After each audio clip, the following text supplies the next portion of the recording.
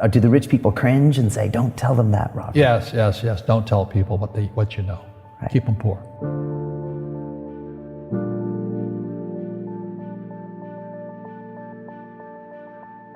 The moment I pay you, you think like an employee. The moment you accept the paycheck, your brain goes dead.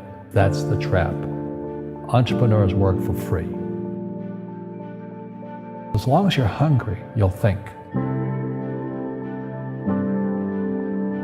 The school system was designed to teach you to be an employee or a doctor or a lawyer, a specialist, but never about money. The poor will always be amongst us because it starts up here. It's in their words, and the words become flesh. But when they say, I can't afford it or I can't do that, they go down. They become what they say. And I meet so many people, I can't afford it. You think I'm made of money? My PhD dad, he says, what do you think I am, made of money? I can't afford that. And my rich dad would say, that's why he's poor.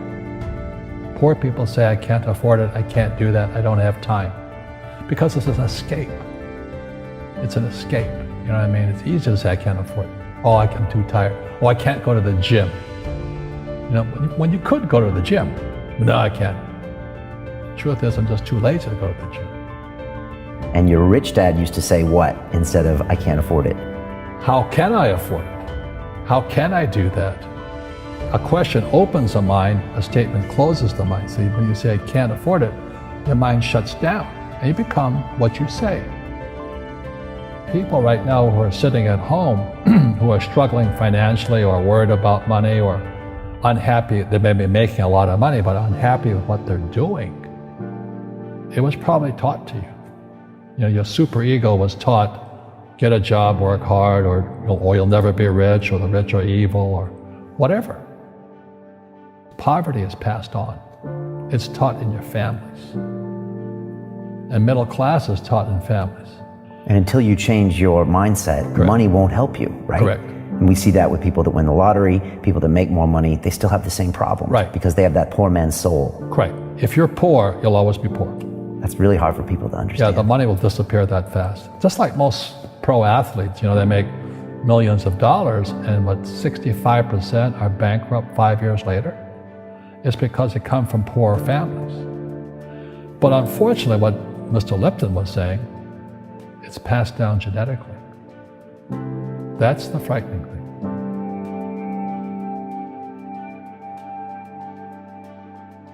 If you don't want to learn it, I can't help you. I have bad luck too. I've had financial crashes. I've had people stab me in the back, but they're all good because I grow from it. And that's spirituality. People who are afraid of making mistakes, like they teach in school, they don't ever grow. Because spirituality is there's good and there's bad, there's right and there's wrong, there's up and there's down. Most people only want to be right, they only want to be positive. Well, you can't have that, that's not reality. And the average person, the reason they're poor is they haven't failed. They play it so safe, they haven't made any mistakes like they taught in school. That means they don't learn anything. That's why the school system's actually fundamentally corrupt. It's anti-education. But the average guy is standing there, oh, I'm an A student, I'm going to do this all on myself, and a bunch of rugby players run you over, and you go, well, they're not playing fair. Yeah, well, you're playing stupid. You should have a team. You should have accountants, attorneys, and bankers, and all that stuff. But that's not the game I want to play. I said, then don't play the game. The game of business is played with accountants, attorneys, bankers, hate to say it, politicians. You got to know the game. People say, well, money is not that important to me. Then if money is not that important to you, money is not important to you. You know what I mean? I don't care about money. The money doesn't care about you. The word does become flesh. Or I'll never be rich. Or the favorite one is the rich are greedy.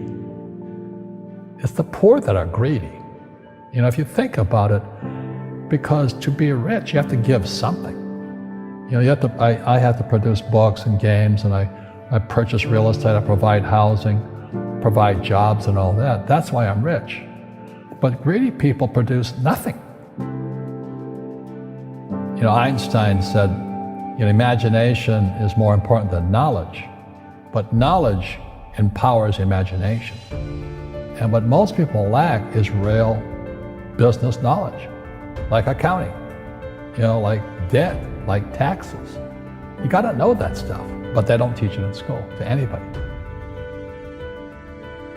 You see, most teachers in school, they're out of ethics. They teach subjects they themselves don't practice.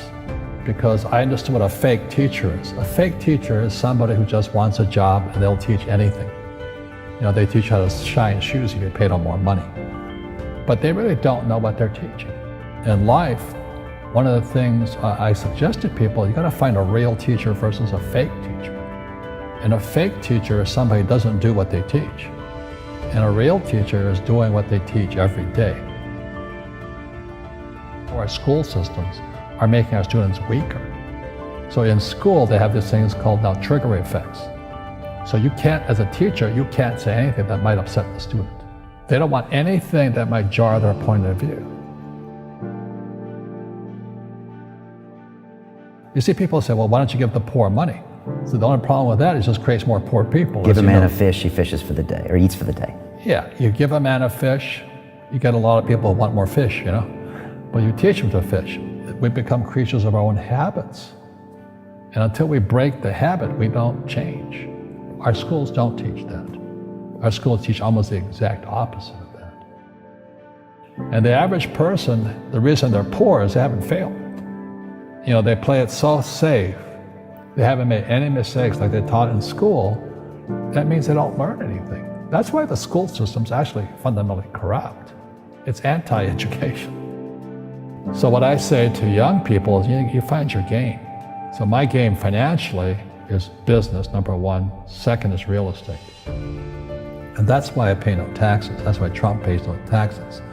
Legally, it is a combination of business and real estate that gives us an unfair advantage over employees because they don't know what to do. And a lot of people would rather sit in the stands than be in the game. One of the greatest ways to acquire great wealth is playing Monopoly in real life. 4 greenhouses, 1 red hotel. But is that all there is? That's it. Robert, if I could give you some kind of a magic phone and you could make a call to the 20-year-old Robert Kiyosaki and give that young man a bit of advice, what would you tell him? I would just say keep going. Just do what you have to do. Just live it to the fullest, which I did.